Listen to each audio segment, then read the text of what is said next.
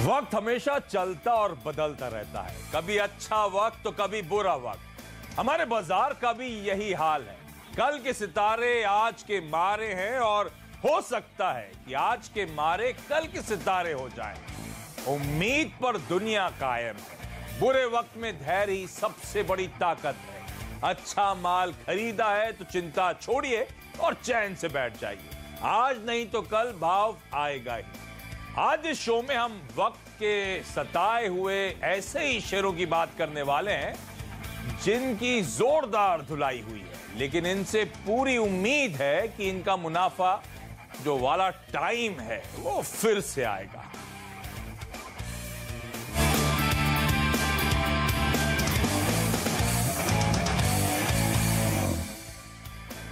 अच्छा, पिछले कुछ दिनों से आपने नोटिस करा होगा भारतीय बाजारों में मोमेंटम लौटता हुआ, कॉन्फिडेंस लौटता हुआ, कन्विक्शन लौटता हुआ नजर आ रहा है।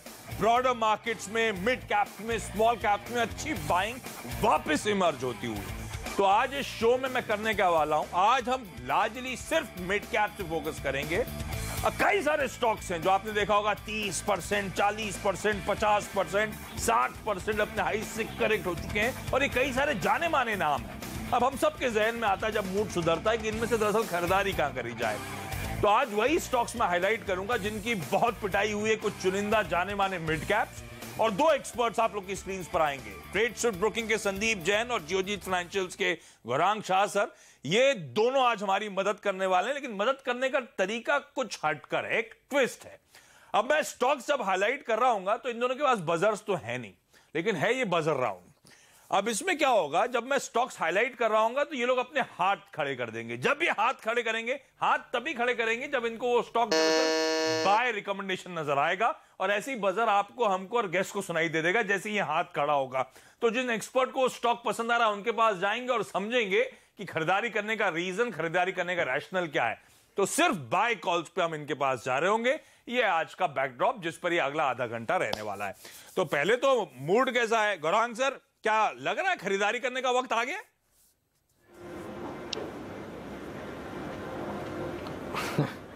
अब मेरे ख्याल से इंतजार की इंतहा हो गई है। अब नहीं करेंगे तो कब करेंगे। और सबसे बेहतरीन बात यह है आशीष के इतने सारे तकलीफ भरे माहौल हमने देख लिए। ये जो जियोपॉलिटिकल को लेकर के जो समस्या खड़ी हुई, इलेक्शन बहुत करीब है, इस सब को देखने के बावजूद आज आपका निफ्टी 11,000 के ऊपर चल रहा है और सेंसेक्स भी 36,600 के आसपास है। तो ये अब नहीं करोगे तो कब करोगे? नहीं तो ठीक है, तो अब नहीं करोगे कब करोगे? मूड सुधरता हुआ, और अब वो हम लोग का कॉन्फिडेंस जब लौटता है, जब हमारे छोटे मझोले शेयर, इंडेक्स तो काफी टाइम से चल रहा है, उसमें हमारा इंटरेस्ट नहीं है, वो पोर्टफोलियो जब ब्लीड होना बंद करता है, हालात सुधरने शुरू होते हैं, तो रिटेल का कॉन्फिडेंस लौटता है। अब वो कॉन्फिडेंस लौट रहा है, तो ऐसे में खरीदारी करने की जो बकेट लिस्ट है वो अब आप लोग की स्क्रीन पर आएगी। आप दोनों को, ये दोनों एक्सपर्ट आज स्क्रीन पर नजर आएंगे, क्योंकि जब हाथ खड़ा करेंगे तब हम लोग को दिखना चाहिए। तो पहला स्टॉक स्क्रीन पर लेकर आए डायरेक्टर साहब, और आप दोनों को अगर पसंद आ रहा हो तो प्लीज हाथ खड़ा करते नहीं तो मैं स्टॉक में आगे बढ़ता चले जाऊंगा। पहला होगा एक एनबीएफसी जो बहुत सुर्खियों में रही है और आज भी इनफैक्ट सुर्खियों के चलते अच्छा मोमेंटम है, वो है डीएचएफएल का काउंटर। अब 52 हफ्तों की ऊंचाई जब इसने छुई थी तब ये स्टॉक 690 रुपए का था और वहां से बहुत स्टीप करेक्शन और आज 150 के लेवल्स पर कामकाज होता हुआ और यहां पे 77% का फॉल। और ये तो गौरांग सर को पसंद, गौरांग सर पसंद आ गया है क्या डीएचएफएल? इन लेवल्स पे इस पिटाई में खरीदारी करने के मौके ढूंढूं क्या? मेरे ख्याल से विपरीत सोच है यहाँ पर। मैंने हाथ तो ऊपर किया लेकिन खरीदारी के लिए नहीं, मैंने इसलिए ऊपर किया। बजर राउंड ऐसा माइनस मार्किंग भी है इसमें। खरीदारी की नहीं, माइनस मार्किंग भी, गलत हाथ उठाएंगे तो माइनस मार्किंग है सर। नहीं, मेरी बात तो सुन लीजिए आप। कवरेज थी लेकिन ड्रॉप कर दिया जिस तरीके से समस्या खड़ी हुई है उसको देखते हुए, इसलिए मैंने हाथ ऊपर किया। और मेरे ख्याल से जो ऊपर के तरफ के दायरे दिखते, निकलने का मौका है। विकल्प के रूप में कहीं और निवेश कर सकते हैं। इसको अगर आप माइनस मार्क देना चाहते हैं तो दे दीजिए। नहीं, विकल्प बताइए सर। तो विकल्प के रूप में मेरे ख्याल से कैन फिन होम्स एक बेहतर विकल्प है, जहां पर लंबी अवधि के नजरिए से हमें लग रहा है कि 15-20% का इजाफा आपको बहुत ही आसानी से देखने मिल सकता है। और ये दिक्कत जो डीएचएफएल के साथ है, ये लंबी अवधि में भी मेरे ख्याल से सुलझने के लिए मुझे आसार दिखाई नहीं दे रहे हैं। और एक बात यह है आशीष, काफ़ी सारे लोग यहाँ पर फंसे हुए हैं और हर एक ऊपर की तरफ के पड़ाव में लोग यहाँ के निकलने की कोशिश करेंगे, जिससे इस पर दबाव और बढ़ेगा। ठीक बात। तो डीएचएफएल से तो निकलने की सलाह है, तो ये हाथ उठाया तो कंफ्यूज ना हो, डीएचएफएल में एंट्री की बात नहीं हो रही है। उस स्टॉक से दूर रहना है, चाहे कितनी भी अच्छी खबरें आ रही हो, कितना भी स्ट्रॉन्ग मोमेंटम उस स्टॉक में देखने को मिल रहा हो। अगला स्टॉक आप लोग की स्क्रीन पर आएगा, एक और ऐसा स्टॉक जिसकी अच्छी खासी पिटाई हुई है, रियल एस्टेट स्पेस की कंपनी इंडियाबुल्स रियल एस्टेट को स्क्रीन पर लेकर आए और यहां पे भी अच्छा खासा प्रेशर, 224 225 के हाईज, अपने हाई से 67, यानी कि 2/3 वैल्यू इरोड होती हुई नजर आई है। इस तरह की पिटाई हुई है और ये तो किसी को पसंद नहीं आ रहा है। बदलेंगे स्टॉक को, ये इससे दूर रहे। आसान शब्दों में इसका मतलब ये है कि डीएचएफएल से दूर रहना है, इंडियाबुल्स रियल एस्टेट हमें दूर रहना है। अगला स्टॉक लेकर आइए, वो है वोडाफोन आइडिया। अब इस स्टॉक में देखिए आप, बहुत तगड़ी पिटाई हुई और अब दो जायंट्स हैं, ग्रुप्स जो हैं वो मिलते हुए, इस पर हाथ खड़ा हो गया। लेकिन मैं क्विकली पहले स्टॉक पे जाना चाहूंगा। 83 रुपीज के हाईज, वहां से ये साल के हाईज, अदरवाइज वोडाफोन आइडिया के हाईज उससे भी ऊपर के आपने आंकड़े देखे होंगे। 64% नीचे, बहुत पिट चुका है। अब टेलीकॉम एज अ स्पेस को लेकर और फिर उस पर वोडाफोन आइडिया को लेकर क्या वाकई खरीदारी करें, उम्मीद जगाएं कि जिस दिन जियो का पेन खत्म होगा ये स्टॉक्स रिवाइव होते हुए नजर आएंगे। गौरांग सर ने हाथ उठाया। गौरांग सर, पसंद आ रहा है, खरीदारी करूं क्या? खरीदारी की तो कवायद हम बिल्कुल करेंगे, लेकिन आशीष, एक शिकायत है इस कंपनी से। मैं उपभोक्ता हूं इस कंपनी का और 2 महीने पहले से 1 महीने पहले से मुझे जो मेरा जो प्लान था वो 100 रुपये प्रति महीने का प्लान था। माई ओपी ओनली वॉइस ही इस्तेमाल करता था, मैं डेटा इस्तेमाल नहीं करता था। लेकिन इन्होंने एक बहुत बड़ा चेंज किया है। वो जो छोटे प्लान्स थे उनको बंद कर दिया और मुझे जबरदस्ती 300 रुपये वाले प्लान में ढकेल दिया गया है, जिसमें डेटा है, वॉइस कॉल है, जिसकी मुझे कोई ज़रूरत नहीं क्योंकि मेरे पास दूसरा फ़ोन है। तो मुझे लग रहा है कि जो प्राइसिंग पावर है अब लौट करके आ रहा है। और जिस दाम पर काम कर रहा है वहाँ से मेरे ख्याल से आने वाले समय में ये जो टैरिफ्स रिवीजन हुआ है, 100 रुपये के बजाय उपभोक्ताओं को 300 रुपये देने पड़ेंगे, उससे मेरे ख्याल से इनकी जो आमदनी इनकम है, नतीजे हैं, इस पर भी अच्छा रुझान आ सकता है। 65 रुपये का टारगेट है, हमारी खरीदारी की कवायद है, लेकिन इसके लिए आपको 2 से 2.5 साल या ज्यादा समय देंगे तो ज्यादा उचित रहेगा। अरे कोई इशू नहीं, 30 का 65 होने की बात कर रहे हैं आप, तो इसमें समय दें। इन लेवल्स के आसपास अट्रैक्टिव बाय हो चुका है और गौरांग सर का प्लान बदला। वोडाफोन तो मैं भी इस्तेमाल करता हूं, हालांकि बिल पे कर रहा था, मैंने देखा नहीं प्लान चेंज हुआ है नहीं हुआ। अब जाके चेक करना पड़ेगा कि ऐसा ना हो मैं भी फ्लीज हो रहा हूं। लेकिन चलिए, वोडाफोन आइडिया वो स्टॉक जिसमें खरीदारी करने का मन इन लेवल्स बनाया जा सकता है। गौरांग सर को ये स्टॉक पसंद आता है। एडीएचजी ग्रुप कंपनी, खबरों में रिलायंस कैपिटल, और आपने देखा होगा एडीएचजी पैक की किस तरह से पिटाई हुई, उसके बाद से लो लेवल से हाथ उठ गया। संदीप सर का उठाया, लेकिन स्टॉक एक बार देख लीजिए, 52 हफ्तों की ऊंचाई 488 की, और वहां से ये स्टॉक 60% इस समय नीचे ट्रेड करता हुआ। और रिलायंस कैपिटल, ध्यान रखें, रिलायंस निपॉन में जो अपना हिस्सा है उसको बेचने की कोशिशों में लगा हुआ है। तो इस बीच संदीप सर, आप मानते हो खरीदारी करनी चाहिए क्या? बिल्कुल आशीष जी, पहले तो शो का नाम बहुत अच्छा लगा, अपना टाइम आएगा, और अब तो जबरदस्त रैप चल रही है ये, तो मैंने पहले मैंने सोचा हुडी पहन के आऊंगा, पर वो कोट पे फिट नहीं हो रही थी सर। तो मैं बोला मिड कैप और स्मॉल कैप का टाइम भी आएगा। मैंने ऐसा एक ट्वीट भी किया था रिसेंटली, समीर अरोड़ा जी ने ये गाने को ट्वीट किया था, मैंने उस पर रीट्वीट विद कमेंट किया था कि मिड कैप और स्मॉल कैप का टाइम भी आएगा, और साल में ऐसे कुछ दिन आते हैं जब वाकई में बहुत मजा आता है, और वो वही शायद 8, 10, 15 दिन है जिसमें पूरी ताकत लगा के, समय लगा के, रिसर्च लगा के, और आपके शो जो बनाया ऐसे शोज देख के तेजी करनी चाहिए। और रिलायंस कैपिटल की अगर बात करें तो सर्टेनली देखिए बहुत अच्छा खासा करेक्टेड स्टॉक है, और ऐसा नहीं है कि यहाँ वैल्यू नहीं है जस्ट बिकॉज ग्रुप में प्रॉब्लम आई है उसकी वजह से बहुत बड़ा करेक्शन आया। बट जो अपनी स्टेक बेचेंगे उन सबको देखते हुए ऐसा लगता है कि यहाँ पे बॉटम आउट तो हो गया है, और अगर माहौल ठीक रहता है तो अच्छा खासा ये बाउंस बैक यहाँ से दे सकता है, और ऑलरेडी नीचे से बाउंस बैक दिया ही है, बट ऊपर के भाव से अभी भी बहुत करेक्टेड है। So from my side it's a by and by on decline. अरे वाह, तो चलिए, वोडाफोन आइडिया पहला स्टॉक था जो गिरावट में, अगर हम खरीदारी करने के मौके ढूंढ रहे हैं तो उसमें खरीदारी करनी है। और एडीएचजी पैक से अगर कोई स्टॉक खरीदना है, मूड बिगड़ा, सेंटिमेंट बिगड़ा, उसके चलते स्टॉक की इस तरह की पिटाई हुई है, इन लेवल्स पे आप चाहें तो खरीदारी करके वोडाफोन आइडिया और रिलायंस कैपिटल में चल सकते हैं। कैनफिन होम्स ये लिस्ट में था जिसकी बात गौरांग सर ने करी, तो डीएचएफएल की जगह कैनफिन होम्स तो I am assuming Gaurang sir को पसंद है, लेकिन स्टॉक आप लोग की स्क्रीन पर 52 हफ्तों की ऊंचाई 557 के लेवल्स, और वहां से 230 के लेवल्स, यानी कि ऑलमोस्ट आधा होके इस समय कामकाज करता हो। वजह सुनाई दिया था गौरांग सर आपको, हाँ आपकी तो पसंद है ही है, टारगेट्स क्या बताए थे सर आपने? 360 का एक बहुत ही 360 का एक बहुत ही कंजर्वेटिव टारगेट लेकर के चल रहे हैं हम। और बहुत बेहतरीन बात यह है कि ये जो जीएसटी में रियल एस्टेट को लेकर के बहुत बड़े परिवर्तन किए गए हैं, मेरे ख्याल से ये अपने आप में ही आने वाले समय में बहुत बड़ी मांग खड़े करेंगे। और जो रन रेट है रजिस्ट्रेशन की रेसिडेंशियल फ्लैट्स की, वो भी ऊपर जाएंगी। ब्याज दरें नीचे आ रही हैं आशीष, ये भी एक बहुत बड़ा ट्रिगर है लोगों को जा करके हाउसिंग लोन लेकर के अपना जो सपनों का घर है वो खरीदने के लिए। और रेरा को लेकर के जिस तरीके से हमने दामों में नीचे की तरफ के दायरे देखे हैं, वो मेरे ख्याल से और भी एडिशनल अट्रैक्टिवनेस रहेगा जिनको भी अपने सपने का घर खरीदना है। और ऑफ कोर्स एक अच्छा खासा करेक्शन आ चुका है इस कंपनी में, और यहाँ से मुझे लग रहा है कि बेहतर के लिए ही आपको दायरे देखने मिलेंगे ऊपर की तरफ। ये संदीप सर, आपको भी ये पसंद आ रहा है? आप हाथ उठा रहे हो, इसका मतलब ये हुआ क्या? बिल्कुल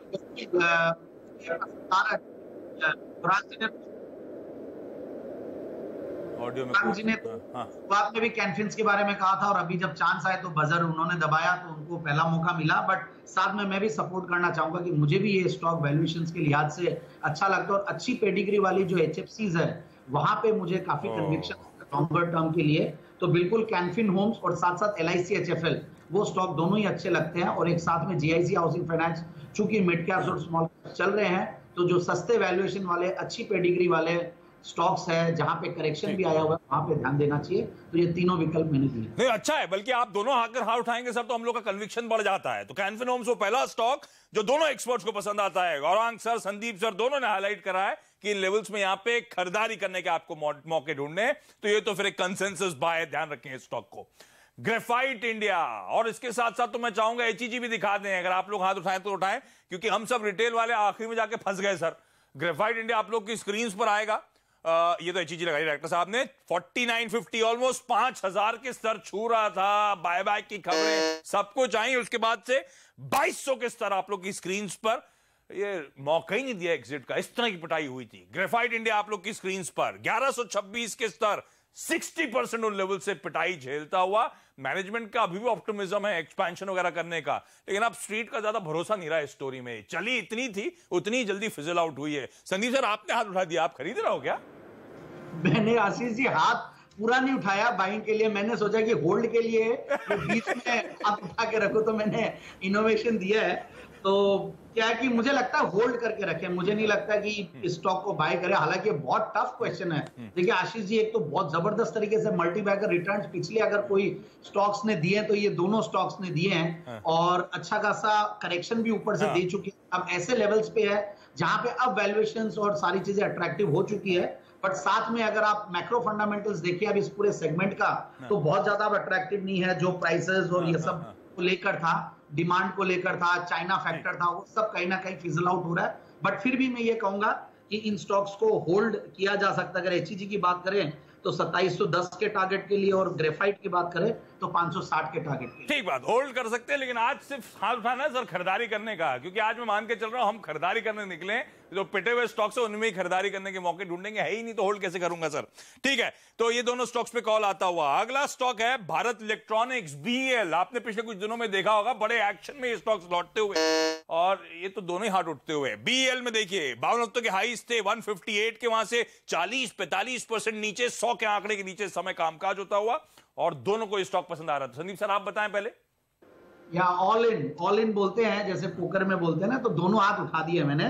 और मुझे लगता है ये स्टॉक बहुत अच्छा है। इनफैक्ट फंडामेंटल्स बहुत अच्छे लगते हैं, डिफेंस की स्टोरी भी चल रही है, साथ में PSU स्टॉक सब चलने चाहिए, और साथ में बहुत बड़ा करेक्शन दे चुका है। रिजल्ट्स बहुत अच्छे आए थे, बट चूंकि कुछ एक ट्विकिंग हुई थी मार्जिन्स को लेकर, उसकी वजह से बहुत बड़ा करेक्शन दिया। बट मुझे लगता है कि स्टॉक में बिल्कुल निवेश भी करना चाहिए, नीचे आए तो और एक्यूमुलेट करना चाहिए, और ऊपर आए तो जल्दी से प्रॉफिट बुक करें। तो ये ऑल इन मतलब खुले दिल से खरीद लूं, ऐसा घबराने की जरूरत नहीं है। गौरांग सर, आपको भी पसंद आ रहा है?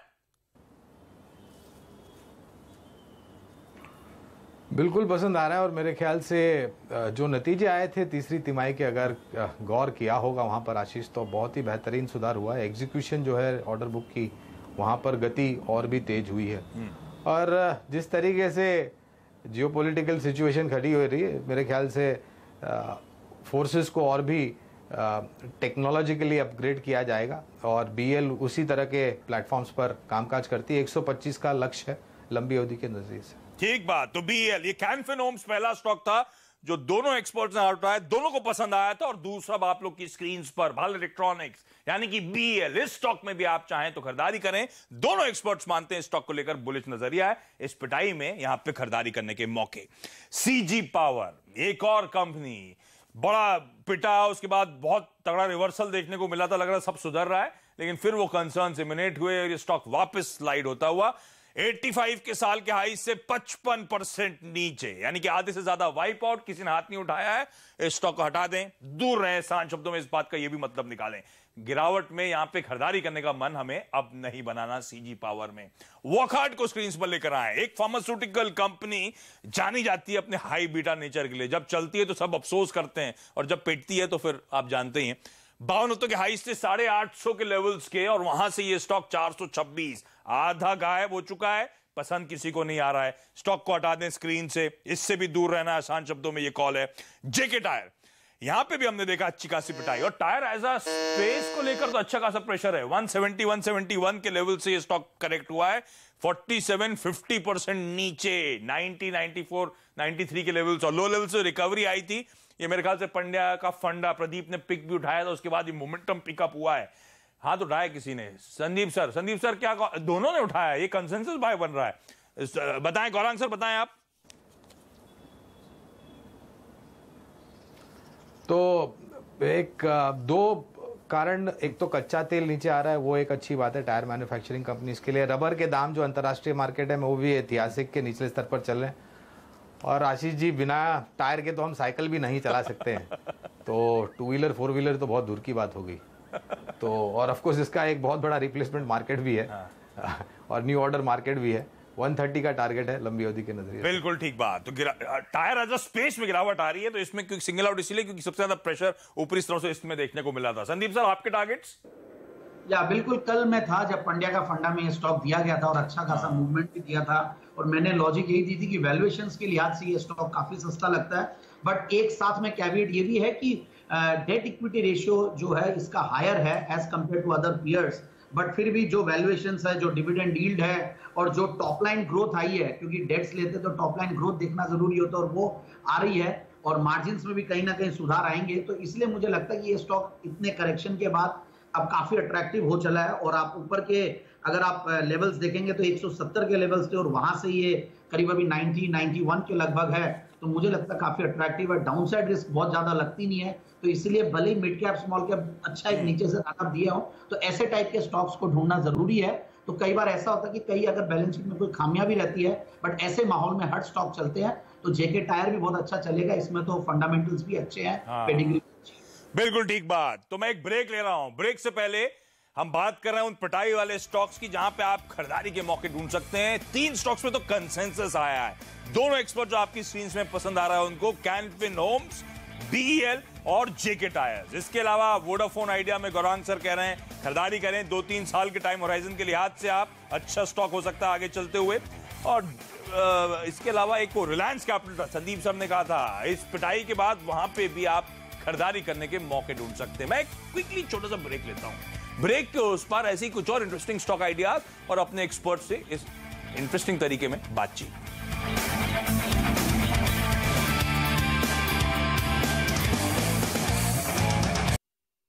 देखिए आशीष जी, काफी अंडर परफॉर्म किए स्टॉक, अच्छा खासा करेक्ट कर चुका है, स्टोरीज बहुत सारी है कई सारे कारोबारों में, और जिन भी प्रोडक्ट्स में है ये company in fact one of the largest ही होगी, भले वो इंडिया में हो या वर्ल्ड में हो। तो मुझे ऐसा लगता है कि कहीं ना कहीं हाई बीटा स्टॉक है, और जब भी मार्केट चलता है तो ये मार्केट के साथ जरूर से परफॉर्म करता है। तो मुझे लगता है कि जेन इरिगेशन का जो डीवीआर है के साथ चले, जो अच्छे खासे डिस्काउंट पे है, तो मेरे हिसाब से इन लेवल्स पे, हालांकि नीचे से बहुत रिकवर कर चुका है, बट फिर भी लगता है कि यहाँ से स्टीम बाकी है। हो सकता है कि ये 72 से लेकर 75 तक के लेवल्स दिखा दे तेजी में। ठीक बात, थोड़ा बायसनेस के साथ है, आप समझ सकते हैं, लेकिन खरीदारी करने के मौके, घबराए ना, मार्केट के साथ चलेगा ये स्टॉक। अशोक लेलैंड आपकी स्क्रीन पर आएगा, और ये वो स्टॉक है जो तमाम एक्सपर्ट्स बुलिश हुए, उसके बाद स्टॉक करेक्ट होना शुरू हुआ, मैनेजमेंट बदलाव, तमाम दिक्कतें। गौरांग सर ने हाथ उठा लिया है। अशोक लेलैंड 170 के हाई से 40-42% नीचे। अब लो लेवल से कुछ रिकवरी दिखाने की कोशिश, लेकिन एक समय जो कमर्शियल व्हीकल स्पेस बाजार को बहुत पसंद आ रही थी, अचानक वो स्टोरी ऐसा लग रहा है कि BS6 का बहुत फायदा नहीं मिलेगा। मूड सेंटिमेंट भाव तो यही दिखाता है। गौरांग सर, अच्छा दोनों ने हाथ उठा लिया है। गौरांग सर क्या कॉल है? 125-135 के टारगेट है। और आशीष, हमने जब शुरुआत की थी अशोक लेलैंड पर खरीदारी की कवायद की, तो उसका स्तर करीबन 35-45 के आसपास था। हाँ। निरंतर नतीजों के आधार पर और जो बैलेंस शीट में सुधार हुआ, डेट को लेकर के जो कदम उठाए गए, और हाल ही में ठीक है ऑटो सेक्टर पर थोड़ी निराशा है। हाँ। BS4 से BS5, BS5 से BS6, हाँ। अब टेक्नोलॉजी अपग्रेडेशन में पैसा लगता है, समय लगता है। हाँ। और ऑफ कोर्स ये जो स्क्रैपेज पॉलिसी को लेकर के भी अगर मेरे ख्याल से सहमति बनती है और आने वाले समय में आता है, तो मेरे ख्याल से रिप्लेसमेंट मार्केट बहुत बड़ा मार्केट होगा कमर्शियल व्हीकल के लिए। और दोनों को पसंद आ रहा है। तो संदीप सर की कॉल आप लोग स्क्रीन पे दिखा दें। दोनों का ये कंसेंसस बाय एक और इमर्ज होता हुआ अशोक लेलैंड। जाते जाते एक आखिरी स्टॉक, अब समय खत्म हो गया है, प्रेस्टीज एस्टेट्स को स्क्रीन पर लेकर आए, क्योंकि मैंने रियल एस्टेट कंपनी की बात करी, इंडिया बुल्स किसी को पसंद नहीं आया। प्रेस्टीज एस्टेट्स में देखिए पसंद शायद आ रहा है। 330-38% अपने हाई से नीचे कामकाज करता है और दोनों के हाथ खड़े हुए। संदीप सर बताएं, खरीद डालूं क्या इस स्टॉक को? बिल्कुल खरीदना चाहिए। अच्छा खासा करेक्टेड स्टॉक है और रिसेंटली 1 जनवरी के लगभग बहुत अपना रिसेंट हाइज बनाया, वहां से भी करेक्टेड है। अफोर्डेबल हाउसिंग की इतने बड़े मेजर्स आए हैं, इन सब का बहुत बड़ा बेनिफिशियरी ये स्टॉक रहेगा। क्वालिटी कंपनी है, बैंगलोर बेस्ड कंपनी, मुझे लगता है कि स्टॉक में कन्विक्शन है और बिल्कुल लेना चाहिए। डाउनसाइड रिस्क काफी कम। तो कई सारे स्टॉक्स पसंद आ रहे हैं, लेकिन मैं सिर्फ जो कंसेंसस बायर्स उनको रिपीट कर रहा हूं।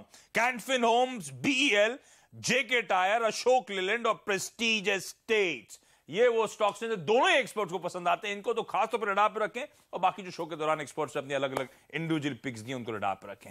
संदीप सर, गौरांग सर, दोनों का धन्यवाद मदद करने के लिए और एंथुसियास्टिकली इस तरह की हमारी नौटंकियों में पार्टिसिपेट करने के लिए। अच्छा, मैं आज ब्रेक ले रहा हूं। ब्रेक के उस पार कवरेज तो कंटिन्यू रहेगा, लेकिन मैंने अच्छा टाइम आएगा, मैं आज मिड कैप स्पेशल हाईलाइट करा था, पर हम रिटेल को क्या स्मॉल कैप से भी बहुत प्यार है, तो कल इसी समय इसी तरह से हम लोग पेश करेंगे स्मॉल कैप स्पेशल। तब जानेंगे स्मॉल कैप से दरअसल कहां खरीदारी करने के मौके। Bye bye.